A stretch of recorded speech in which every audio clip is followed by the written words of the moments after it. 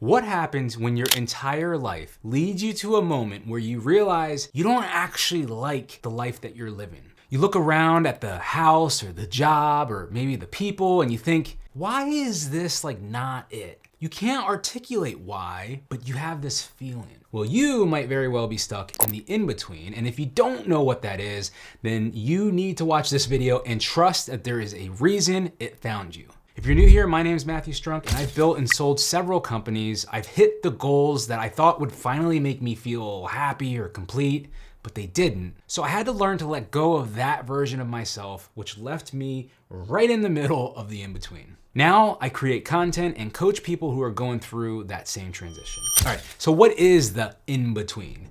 The in-between is the state between two very different phases of your life, or identities, you could even call it. It's the space where you know that the old version of you isn't it anymore. That's not who you are, and you know that. But the new version of you hasn't yet landed, and you are left in the existential space in between, which is very disorienting. It can be depressing, it can be confusing, and if you don't know that it exists, you will probably run into a lot of the common mistakes that people make, which ends up just leaving you in the cycle of being stuck and trapped, basically. To explain this, let me give you a quick story and some context about my own journey, and hopefully that can help illustrate what I'm talking about. I grew up poor. I grew up in a family that was challenging. My father struggled with bipolar disorder and schizophrenic tendencies, which created we'll call it an unpredictable environment growing up. And as a young adult, I found myself in so much trouble and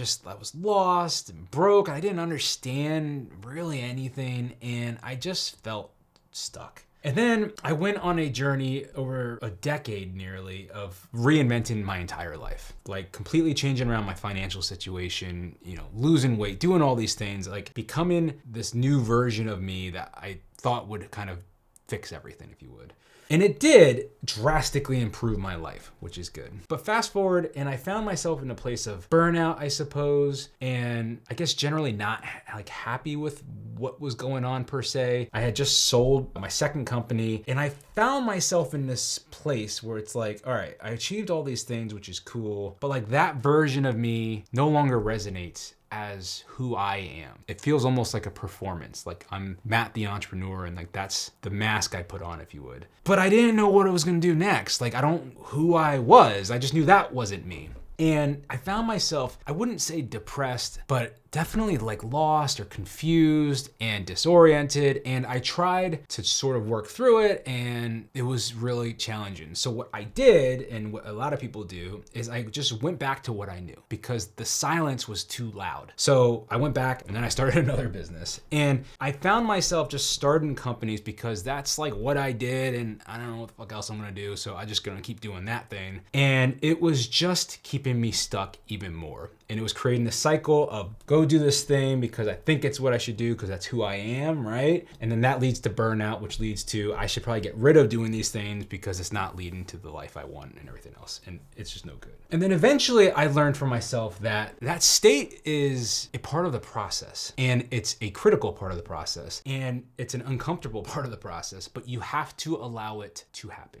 All right, I'll give you another example. Let's say someone worked their entire life to become a doctor or a lawyer, whatever you want to say. And maybe their parents had high profile positions or careers, and they were trying to live up to the expectations of their parents or something like that. And they go through, they do the schooling, they get the degrees, they get the training, they finally become the thing that they were setting out to become. And then they realize they don't like it, and that it doesn't feel like them. That is such a shitty feeling because you've just spent years of your life, everything, to become a version of you that no longer resonates with you. So you're probably going through denial because the alternative, it makes no sense. It's almost like there isn't another option. I'm stuck with what I've done because I've dedicated too much time to it, and it just is what it is. But I'm here to tell you that if you've done that and you keep coming back to that feeling, It's because you need to allow yourself the space to figure out who it is you want to become. And it's kind of painful, but it has to happen. And the first step in having that happen, other than the awareness that it's going on, that's step one, you have to even be aware of the feelings that you're having and what they mean, but it's to let go of that version of you, to let go of the expectations that you're allowing to put pressure on you,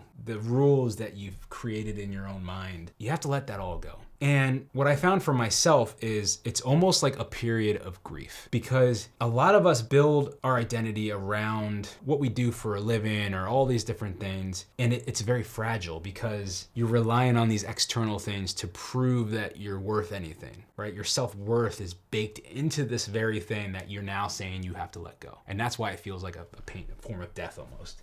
You have to do that first. And then the second step, when you're in the in-between, you've let go of the other version and you're like, okay, I know that that's not me now and I'm okay with that. And I'm willing to look at what's next. You need to not rush that part. In my experience anyways, you need to have space. You need to be able to breathe and just give yourself some room to think and process and just reflect and figure out who you are in truth. And those answers come from within you, and you have to learn to pull them out with time. And there's a whole process to that, which we can get into in another video. But if you do that and you allow yourself to just be and to just explore the silence, to explore that space, then something pretty awesome emerges on the other side, because you begin to understand who you are in truth to you, what it is that matters to you in life, what your values are for you in life. And from that, you can start to build a new life vision, which isn't based off of programming or expectations of others. It's based off of truth. And when you have that, now you're equipped with what you need to get to the other side of the in-between, because you can start realigning your life based off of the truth you've discovered by allowing yourself to live in that void. All right. And if this is you, if you feel like you're in that space, I hear you, I've been there, and it's tough, but you have to let it happen, I guess is what I would say. Just know that you're not alone. Just know that it is a necessary part of the process, and just know that it's worth it if you allow it to happen. And when you come out on the other side, you will feel more aligned and things will become easier, but you just gotta hang in there. Hey, so if you like that video, then check out this video, which talks about facing your fears. I have a tool I use called the Fear Ledger, which helps people break through that, and you should check it out because it has done wonders for me, and hopefully it helps you out as well. See you over there.